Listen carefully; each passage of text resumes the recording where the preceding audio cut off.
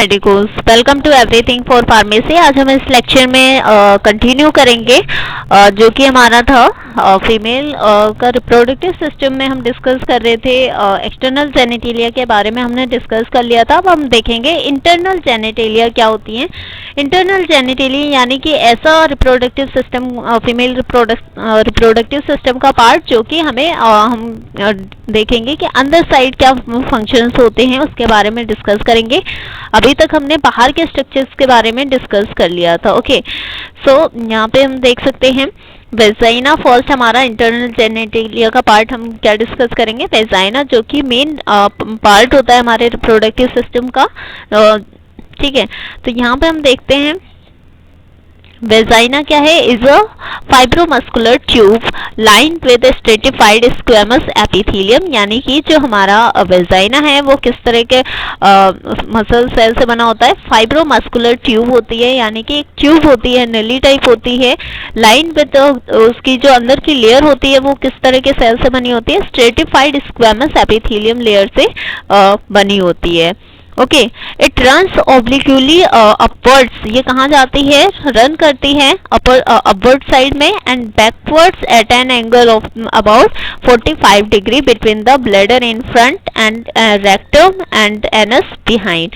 Okay, so इस ये vagina की हमारी पोजीशन दी गई है। पोजीशन क्या है, इट रन्स ऑब्लिक्यूली अपवर्ड्स, यानी कि पहले ये अपवर्ड साइड होती है, then backward at an angle of the 45 degree, यानी 45 डिग्री के अकॉर्डिंग इस एंगल पे वो क्या होती है, बैकवर्ड होती है। अगर हम देखें बिटवीन द ब्लेडर होती है, जो ब्लेडर होता है यूरिनरी ब्लेडर जहाँ पे यूरिन कलेक्ट होता है, उस ब्लेडर के बिटवीन में होती है, इन फ्रंट होती है, एंड रेक्टम से हम कह सकते हैं rectum and anus behind, anus के बिहाइंड होती है।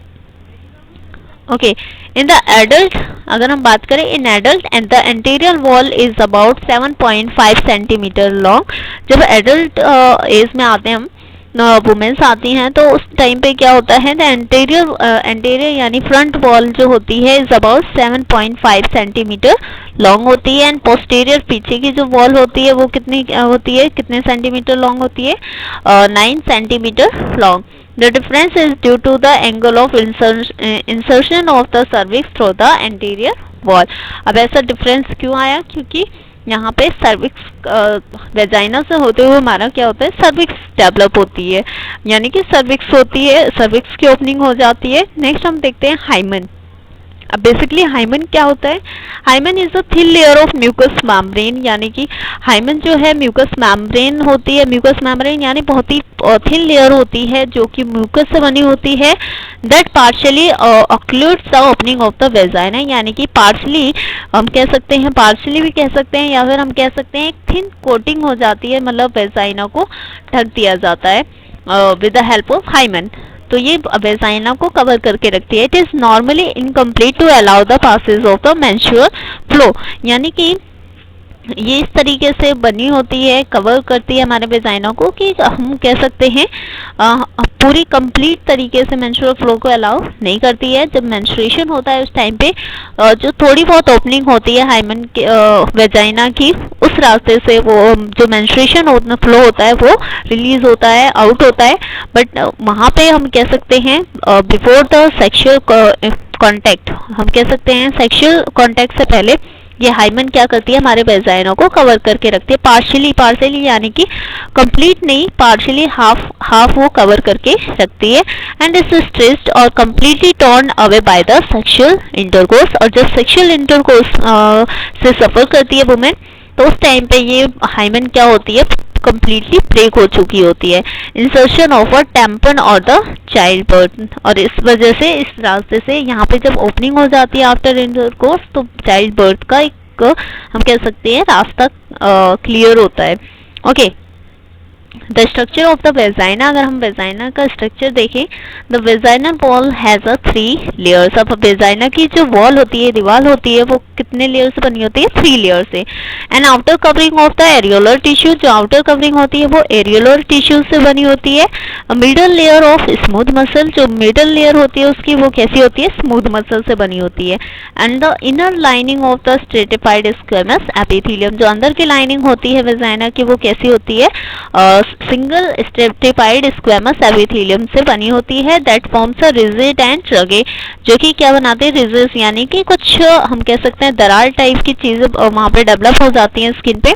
It has no secretory gland, यहाँ पे वेजाइना के अंदर कोई भी सिक्रेटरी ग्लैंड नहीं होता, but the surface is kept moist by the cervical secretion, लेकिन वेजाइना के अंदर भी मॉइस्चराइजेशन होता है, मॉइस्ट रहता है, क्यों, due to the cervical secretion, यानी सर्विक्स में कुछ ऐसी लिक्विड चीज़ें सिक्रेट होती हैं जो कि वेजाइना को मॉइस्ट रखती हैं।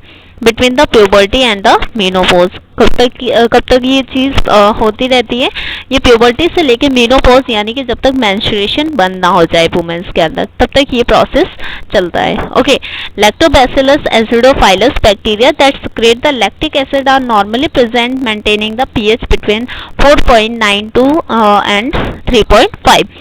अब हमारे वेजाइना के आसपास हमारे कुछ लैक्टोबैसिलस एसिडोफाइलस बैक्टीरिया भी प्रेजेंट होते हैं जो कि लैक्टिक एसिड सिक्रेट करते हैं और वो हमारे वेजाइना के पीएच को मेंटेन करके रखते हैं, जो कि पीएच कितना होता है 4.9 एंड 3.5, यानी एसिडिक मीडियम होता है। The acidity inhibits the growth of the most other microorganisms। अब वहाँ पे वेजाइना के आसपास एसिडिक इन्वायरमेंट इसलिए होता है ताकि वहाँ पे अदर माइक्रो ऑर्गेनिज्म की ग्रोथ ना हो, यानी इन्फेक्शन होने के चांसेस कम हो।